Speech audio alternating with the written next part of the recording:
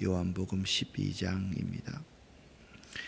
요한복음 11장에서 대제사장과 바리새인들이 공회를 소집하여서 온갖 음모를 자행하면서 예수님을 죽이려고 했던 것과는 대조적으로 요한복음 12장에서는 예수님에게 최대의 영광을 돌려드리는 내용이 기록되어져 있습니다. 요한복음 12장은 예수님께서 고난받으시기 위해서 예루살렘에 입성하는 이야기가 나옵니다. 요한복음 11장까지 7가지의 표적이 기록되어져 있지 않습니까? 먼저 물로 포도주를 만드신 이적, 왕의 신하의 아들을 고치신 사건, 38년 된 병자를 고치신 사건, 물고기 2마리와 보리떡 5개로 5,000명을 먹이신 사건, 물리로 걸으신 사건, 날 때부터 맹인된 자를 고치신 사건, 7번째는 죽은 나사로를 고치신 사건. 자, 말씀드렸습니다. 요한복음에서 7가지의 표적은 매우 중요하다. 그리고 요한복음에서 나는 무엇이다, 그 말씀도 너무나도 중요하다라는 말씀을 드렸습니다. 오늘은 7가지 표적에 대해서 요점을 한번 또 정리해 보았습니다. 12장에는 다시 말씀드리듯이 사람들이 예수님에게 최대의 영광을 돌려드리는 내용이 기록되어 있는데 7가지로 기록되어져 있습니다. 첫째, 베다니에서 예수님을 위한 잔치가 베풀어지고 마리아가 예수님의 발에 향유를 부음으로써 예수께 영광을 돌렸다. 둘째, 예수께서 예루살렘 입성하실 때에 사람들은 호산나 찬송하리로다, 주의 이름으로 오시는 이 곧 이스라엘의 왕이여 라고 기쁨의 환호를 외치며 예수님께 영광을 돌렸다. 셋째, 명절에 예배하러 올라온 헬라인들이 예수님을 배우고자 찾음으로써 예수께 영광을 돌렸다. 넷째, 하나님께서 하늘로부터 음성을 들려주시어서 예수님이 하나님의 아들이심을 증언함으로써 예수께 영광을 돌렸다. 5번째, 예수님에 대한 유대인들의 불신앙이 있었지만 예수님은 이 사실을 이미 예언한 구약의 선지자들을 통하여서 영광을 받으셨다. 6번째, 추례를 결정한 바리새인들을 두려워하여 사람들이 드러내어 말은 못했지만 심지어 관원 중에서도 예수 믿는 자가 많이 있었음을 밝혀줌으로써 예수님의 사역이 영광을 받으셨다.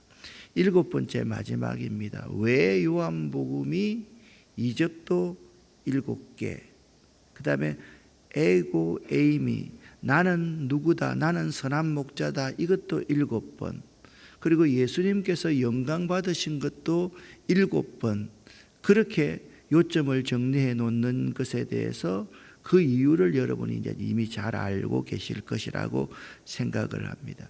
예수님은 자신의 사명을 강조하시고 자신이 세상에 오신 목적을 설명하심으로써 자신을 믿는 믿음의 중요성을 상기시켜 주심으로 영광을 받으셨다. 영광을 받으시는 예수님에 대해서 12장부터 말씀을 하고 있습니다. 근데 12장부터 말씀하고 있는 영광을 받으시는 예수님이 어떤 모습이냐? 죽으심으로 말미암아 영광을 받으시는 예수의 모습을 우리에게 말씀하고 있다라는 거죠. 이처럼 대제사장, 바리새인, 사두개인 등 기득권자들의 악랄한 모함에 의해서 최대의 멸시를 11장까지 받으신 예수께서 이제 12장부터는 모든 상황이 바뀌어서 최대의 영광을 받으시는 자리로 가게 되었음을 설명합니다. 이는 예수의 자발적인 십자가 지심, 그들은 모함해서 예수를 죽이려고 했지만 예수님은 뚜벅뚜벅 하나님이 자신을 보내신 그 사명을 다하시기 위해서 그들이 쳐놓은 그 덫으로 들어가시는 모습을 통해서 이러한 삶이 영광을 받으시는 삶이다. 그것을 우리에게 말씀을 해주고 있습니다. 오늘의 본문의 배경은 이렇습니다. 예수님께서 행하신 표적을 보았던 사람들 중 많은 사람들이 예수님을 믿게 되었습니다.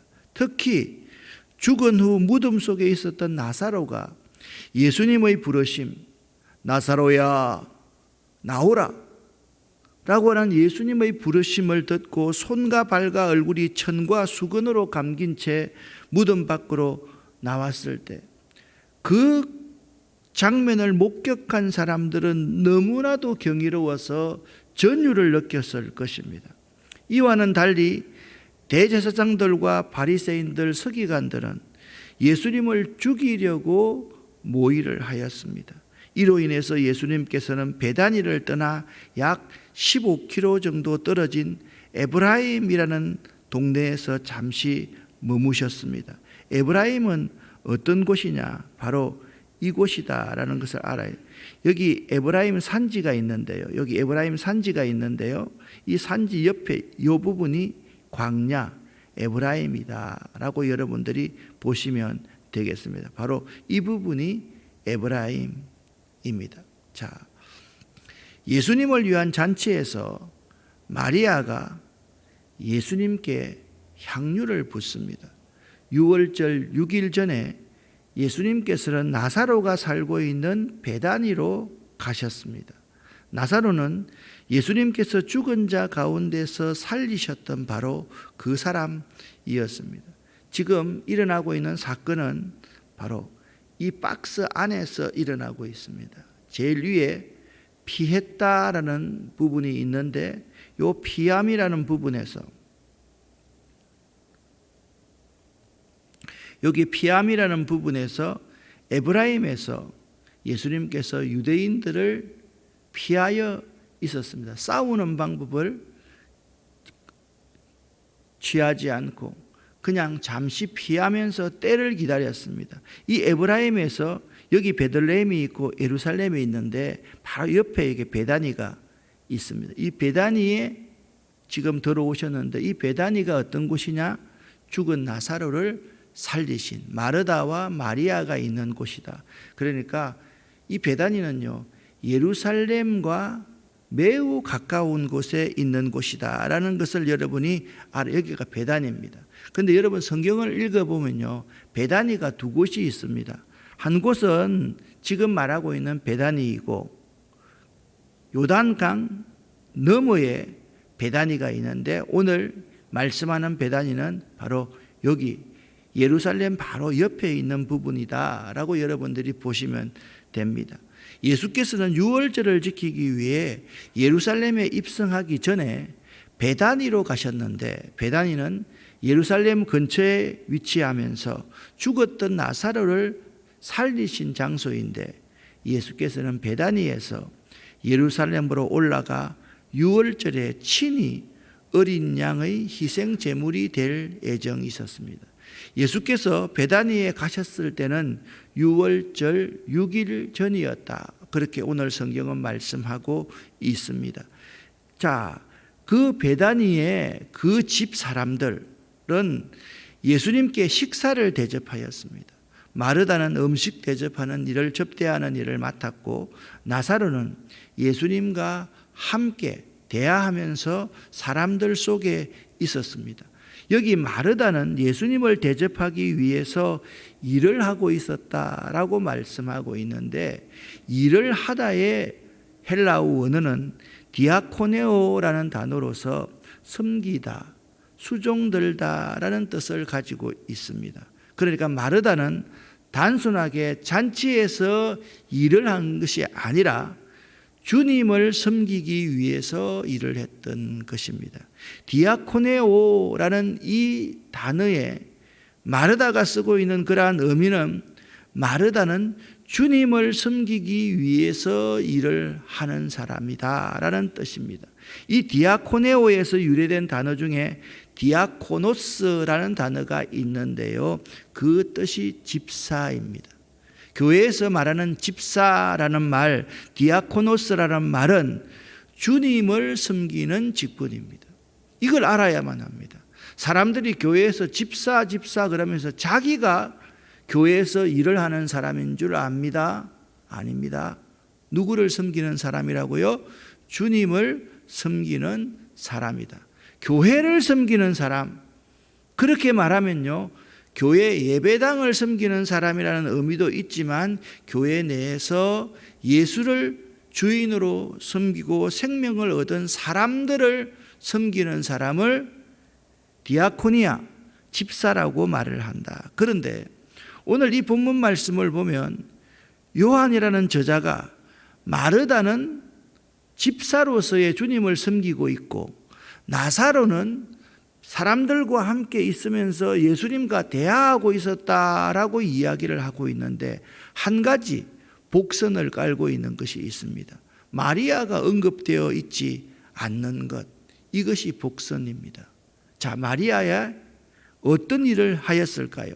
3절 말씀을 보니까 마리아가 갑자기 매우 비싼 나드 향유 약 300g을 가지고 와서 예수님의 발에 붓고 자기의 머리카락으로 그 발을 닦기 시작하는 것입니다. 그러자 그 향기가 온 집안에 가득하였다. 그 향기가 온 집안에 가득하였다. 그 향기가 온 집안에 가득하였다라고 말씀하고 있습니다. 마르다는 주님을 위해 일하고 있었고요, 나사로는 예수님과 함께 앉아 있었으며 마리아는 지극히 비싼 향유를 가지고 예수님께로 다가갔습니다. 세 남매가 이렇게 예수를 위한 충직한 봉사 헌신을 하고 있는 모습입니다. 마리아는 이 값비싼 향유를 예수님의 발에 붓고 머리카락으로 그의 발을 닦았습니다. 보통 사람으로는 감히 행할 수 없는 일을 마리아가 하였습니다. 이 값비싼 향유를 바치는 것도 쉬운 일이 아닙니다.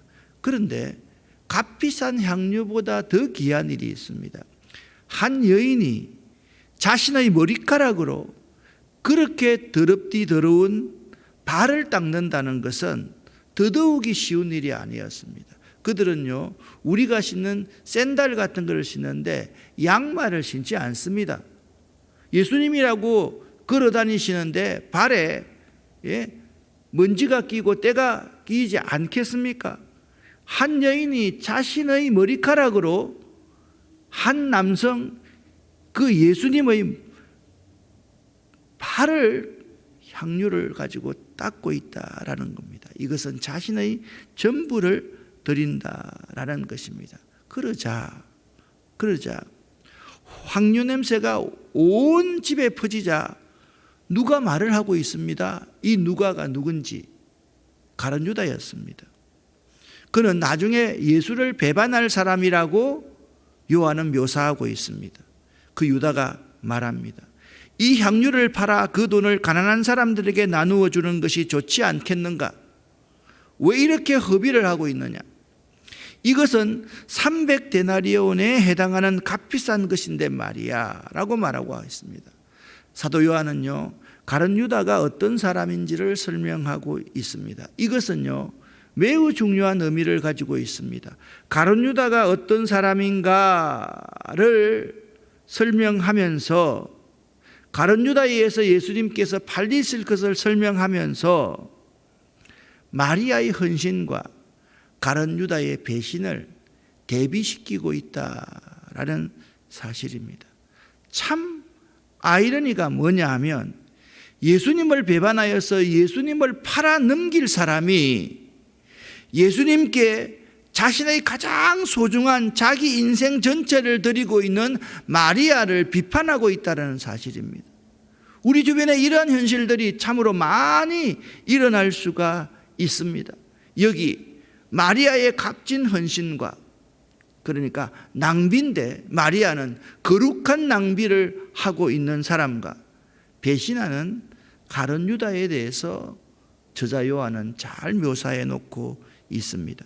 한 데나리온이 노동자의 하루의 품삯이었는데 300데나리온이다 라고 말하면 1년치다 이렇게만 생각하시면 안 됩니다. 덧붙여서 1년치인데 1년 가운데서 안식일과 명절을 제외한 하루도 쉬지 않고 모든 날 동안 일을 하고 한 푼도 쓰지 않아야 모을 수 있는 큰 액수가 300데나리온이다 라는 의미인 것입니다. 우리는 그냥 300데나리온을 해석할 때 노동자 1년치의 품삯이다 그렇게만 말하는데 맞습니다. 그런데 노동자 1년치의 품삯일 뿐만 아니라 이들은 안식일과 명절을 제외한 모든 날에 뼈 빠지게 일해서 벌 수 있는 돈, 그것이 300데나리온이다 라는 의미인 것입니다.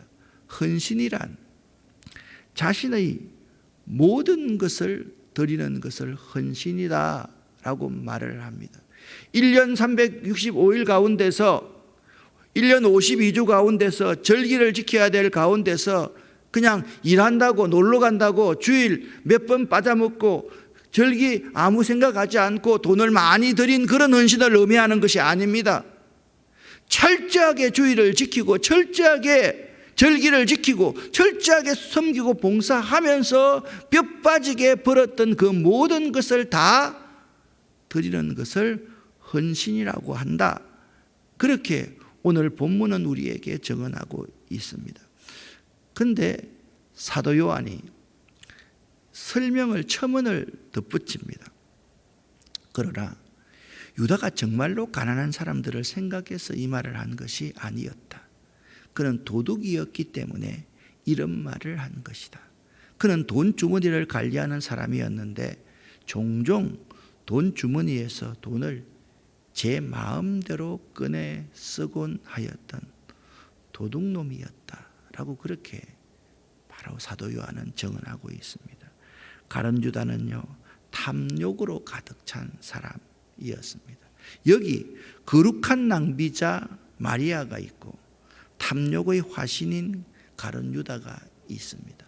자신의 모든 것을 다 드리는 여인이 자신의 정절과도 같은 머리카락으로 그 더러운 예수님의 발을 씻는 종 중에 가장 비천한 종으로 자처하는 이 거룩한 낭비를 하는 여인이 있고 하나님의 재물을 제 마음대로 빼서 써버리는 사람, 그러고서 300데나리온에 되는 이 돈을 가난한 사람에게 나누어 줄 수 있거늘 왜 이런 것을 허비하느냐라고 비판하는 가룟 유다가 있습니다. 예수님께서 말씀하셨습니다. 이 여자가 하는 대로 내버려 두어라. 마리아는 내 장례를 치를 날을 위해 이 향유를 준비해 둔 것이다. 가난한 사람들은 너희와 항상 함께 있겠지만 나는 너희와 항상 함께 있지는 않을 것이다 라고 말씀하셨습니다.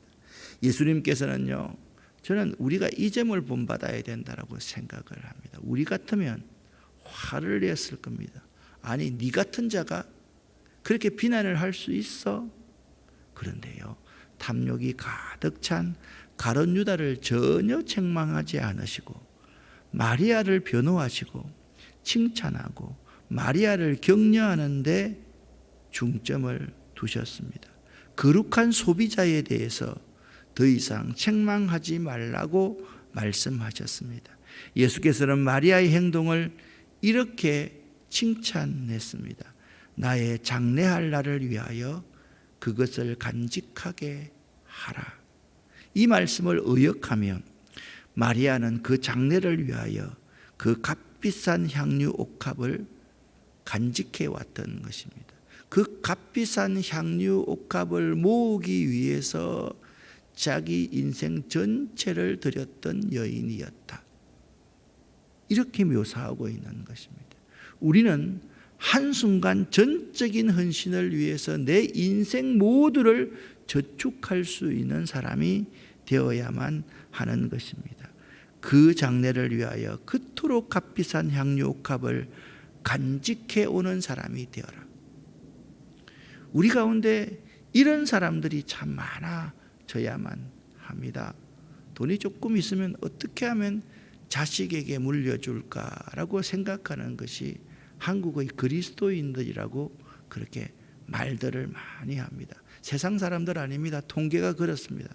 가장 많이 상위에 가장 많은 사람들이 거의 60% 이상이 이 고소득자 그리고 잘 사는 사람이 예수 믿는 사람들인데요. 이런 사람들은 그 예수님의 장래를 위해서 거룩한 저축을 하고 있는 것이 아니라 자식들의 장래를 위해서 저축하고 있는 사람들이다라고 말하고 있는 것입니다. 그런데 이런 좋은 일에 대제사장과 유대인들, 사두개인들은 나사로까지 죽이려고 모의를 하고 있습니다. 유대인들이 예수님께서 베다니에 계시다는 소문이 났습니다.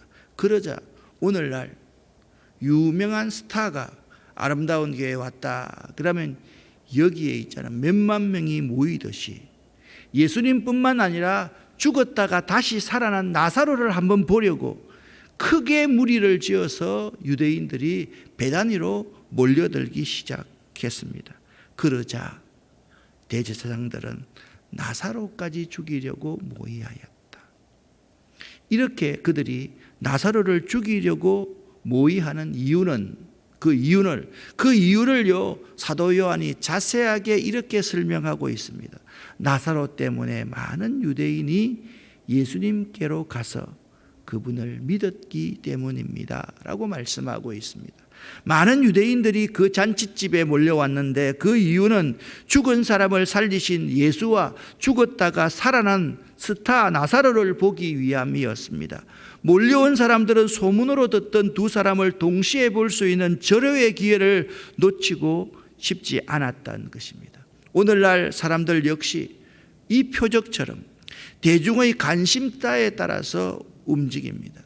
눈에 보이는 것만 믿으려고 하고 거기에만 관심이 많은 세대, 특별히 우리 어린 세대들이 그런 세대들입니다. 그들은 예수를 죽이는 것으로 만족하지 못하고 여기 그들은 이런 대제사장과 바리새인들과 사두개인들과 그를 따르고 있는 유대인들을 말합니다. 예수님께서 살려주신 나사로까지 제거함으로써 예수님이 행하신 표적의 흔적을 지우려고 시도하고 있습니다. 이는 예수님의 행하신 표적의 흔적인 나사로가 살아있는 한 예수를 제거한다 할지라도 사람들이 예수님을 많이 믿게 될 것이기 때문이었습니다. 오늘날에도 세상 악한 세력은 예수의 흔적을 지우려고 합니다. 이 세상 악한 마귀는 우리 안에 있는 예수의 흔적을 지우려고 안간 힘을 쓰고 있습니다. 왜냐하면 불의와 하나님의 의는 조화를 이룰 수 없기 때문입니다. 그러나 우리에게 예수의 은혜와 예수의 치유의 흔적이 우리들 가운데 다 한 가지 이상씩 가지고 있다라는 사실입니다.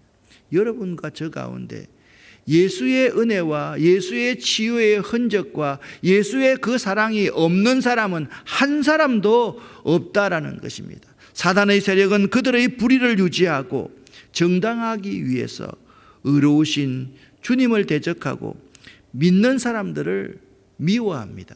성경은 우리를 미워하는, 세상이 우리를 미워하는 이유가 우리 안에 있는 예수를 미워하기 때문이다 라고 정언하고 있습니다. 하지만 우리들은요, 하나님을 의지함으로 우리 안에 있는 예수의 구원, 예수의 은혜, 우리가 예수께 입은 그 흔적을 불의한 세상에 알려야 합니다. 전해야 합니다. 전하지 않으면 안 됩니다. 자연적으로 사람들이 몰려들어와서 예수를 믿으려고 하기 때문입니다. 여러분과 제가 어떤 사람이라고 말씀을 드렸습니까? 나는 나사로다. 나사로라는 이름의 말의 의미가 무엇이었습니까? 하늘의 도움을 받고 살아가는 자다라는 의미가 나사로라는 이름의 의미였습니다. 오늘 본문 말씀 여러분의 기도 제목을 드립니다.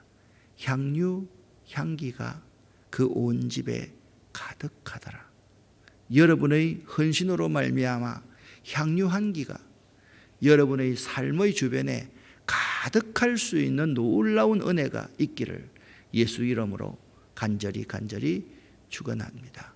오늘 저녁 수요 성경 강해 여러분과 제가 함께 만나도록 하겠습니다. 기도하겠습니다. 살아계신 하나님 아버지여, 우리가 나사로다. 내가 나사로다. 내가 하나님의 은혜와 사랑 없이는 살아갈 수 없는 존재이고, 나는 예수의 흔적을 가진 나사로다. 나로 말미암아 더욱더 예수 믿는 자들이 많아지기를 원합니다. 하나님, 우리들에게 은혜와 사랑과 오늘 이 새벽도 다시금 예수의 흔적을 허락하여 주시옵소서. 마르다처럼 주를 위한 좋은 집사, 권사, 장로가 될 수 있도록 도와주시고, 또한 나사로처럼 예수의 살리심을 증언하는 자가 될 수 있도록 도와주시고, 마리아처럼 헌신하는 저희들 될 수 있도록 도와주시옵소서. 내 전부, 나의 300데나리온을 예수의 장례를 위해서, 예수의 죽음, 예수의 대속을 위해서 저축할 수 있는 사람들 될 수 있도록 도와주시옵소서. 예수 그리스도 이름으로 축복하옵고 간절히 기도 올립니다. 아멘.